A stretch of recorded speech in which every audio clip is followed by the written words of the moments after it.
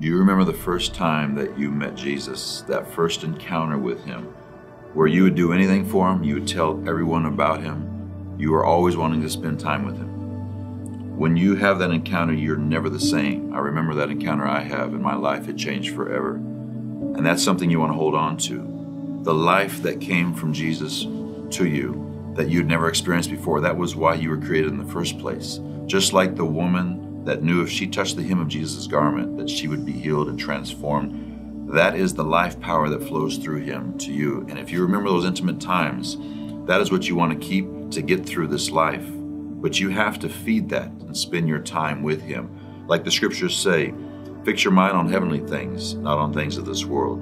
Now that you've had that encounter with Jesus, there is still a process you have to walk through. There's a building of character. There's discipleship you have to walk through. And the enemy knows that. And so if he can just get you distracted and take you away from that first love that you had, then he's won out. So how that starts out is he begins to get you distracted. Distraction and deception are his biggest weapons that I believe he comes at us with.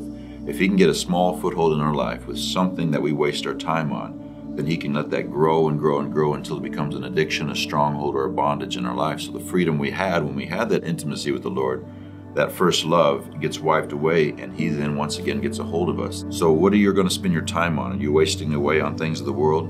Whatever you're feeding yourself with is what you're going to become. So the more time you spend with God, the more you'll begin to look like him. And that's what the world needs. The world needs Jesus.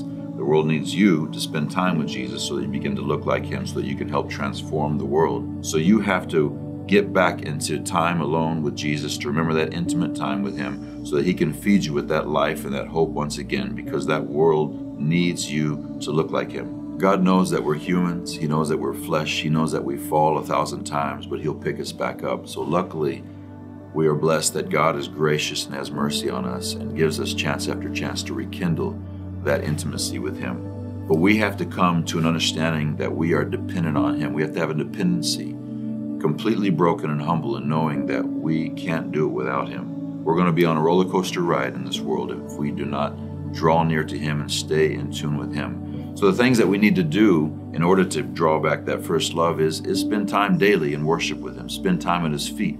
Spend time reading the word of God. You have to feed into him.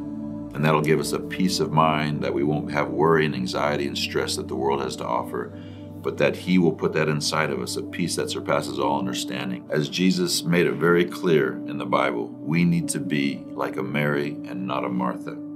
It says also in the word, where your treasure is, there your heart will be also. We need to make Jesus our treasure so that the world will see him through our lives.